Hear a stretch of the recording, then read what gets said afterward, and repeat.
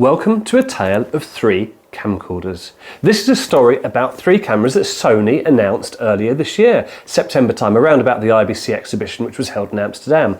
These three cameras were the new PXW-Z90, the HXR-NX80 and the consumer FDR-AX700. Now, physically these cameras look the same, but there are differences. Physically, two differences. But before we talk about those, let's take a step back and look at the predecessor to these, and that is this, the Sony Pxw X70. This is an XD cam HD camcorder that out of the box when it was released wasn't 4K capable. The 4K was a paid upgrade for this. Sony haven't made this mistake. The Z90, NX80 and AX700 are out of the box 4K ready. They all shoot 4K, 3840 by 2160 quad frame HD 4K. Now, at the top end, there's a difference between these three cameras. The Z90, according to the website, is for news gathering and broadcast type applications. The NX80, Sony say, is for corporate and for film students. And the AX700 isn't even on the website because it's not a broadcast and professional product. The AX700, this one, is a consumer product, and this is very interesting because this is a crossover that Sony have had for a while now with cameras, certainly the smaller cameras, is that they brand them and they do different things to them. Now, I said these cameras are slightly different, but there's one similarity across three cameras, and this might actually assist or, in one way help with your purchasing decision when you come to buy one of these cameras.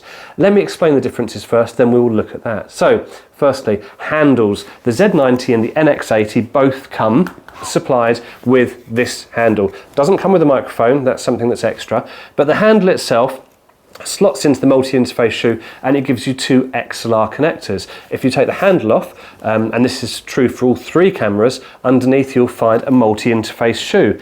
Let me show you that on this camera, the AX700. This shoe is an intelligent hot shoe, so you can slide an XLR adapter, not the handle, that won't fix, it doesn't have the mounting. There's a smaller one, the KLR2M, I think it is. It's about £400, and that comes with a microphone with a windjammer, and that gives you two XLR inputs. So if you want to take the AX700, the consumer version, and give it professional XLR inputs, you can do for about £400.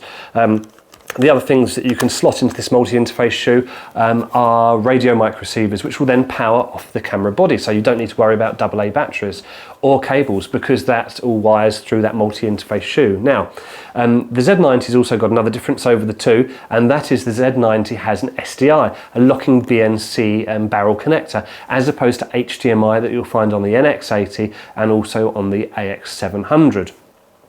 The other big difference is within HD, and that is the Z90, which don't forget is their broadcast one, shoots 422 10-bit in HD, whereas the NX80 and the AX700 shoot 420 8-bits. The difference there as well is the Z90 shoots MXF, and the NX80 and the AX700 both shoot the MP4 wrapped video files. Now, let's put HD to one side because these are 4K camcorders, and what I want to talk about is the 4K mode. On all three cameras, they all shoot what Sony call is XAVC QFHD, quad frame HD, so it's 3840 by 2160 pixels, as I've said. Now, the difference between these three cameras with 4K is very little. The Z90 shoots it as an MXF format, whereas the NX80 and the AX700 record it as an MP4.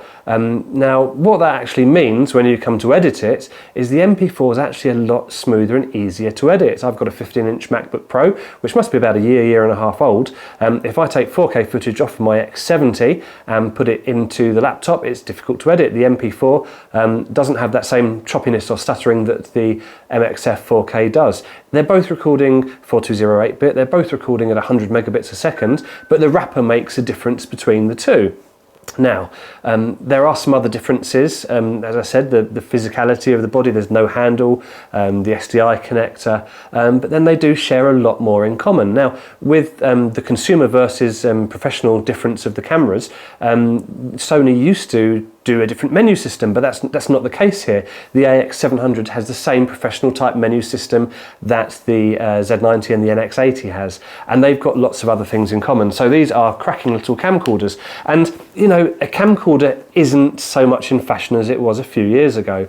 Although the Z90 and the NX80 are palm corders, this is a handycam because it's a consumer version, but they all have got similar functionality. So they've all got this lovely big viewfinder, they've all got the the flip out screen. They've all got the dual SD card slots, and they've all got the 3-position neutral density filter. They've all got slow motion and HD up to 120 frames a second, or you can push it up to 1000 frames a second, although you do lose quality. It's still recording HD, that same 1920 by 1080 frame, but the quality isn't quite as high as the 120 frames a second. You know, you can see that the image is softened, you can see there's aliasing, you know, artifacts. It's not great, but it is, I'd say it's usable, and it's very comparable to the slow motion, the 1000 frames a second that you're getting on the RX100 Mark IV or Mark V.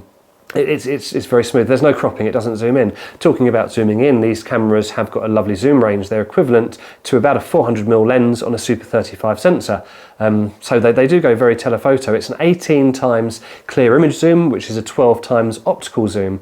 So you're getting quite a good range. They've also got the new XR-RS sensor. This offers phase detection as opposed to the contrast detection which the X70 and the Z150 camera use for focusing. It's a 273 point focus grid on these cameras, and the focusing, you can tell the difference. The focusing is very fast, the face detection is brilliant, and it holds.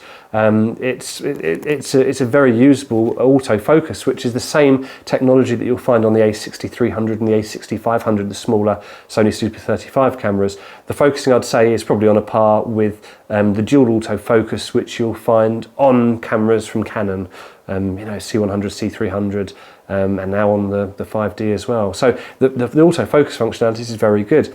These cameras are ideally suited to run and gun. If you're a very keen prosumer, the AX700 might be what you want. You might want to spend a bit more and buy the NX80, which comes with the handle.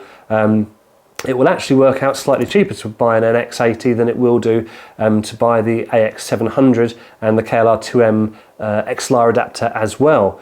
Both of them will be the MP4 format, not the MXF. So they're both sort of on a par there, really. The Z90 will be ideal if you're looking for that 422 10-bit in HD, and if you're looking for the more robust SDI over the HDMI connector. For me, I like the MP4. As I say, it plays back smoothly on my laptop. I don't need to create proxies or optimize the media, so I can get busy and edit straight away. And also I can use it with other technology like my NAR box. Now, a NAR box is a great bit of kit, and I'm going to do a separate video about this a bit later. A NAR box enables you to back up and edit in the field where you don't have a laptop. You can use a mobile phone or an iPad. That'll be a video that I'm going to make next week, so please subscribe below, and if you do, you'll be able to see that video. If you want to see some examples of 1000 frames a second slow motion that I've shot on the RX100, then have a look at my videos. I'll link that below as well. And if you've got any questions about these three cameras, please leave that in the comments, and I'll do my very best to answer that for you. Thanks for watching.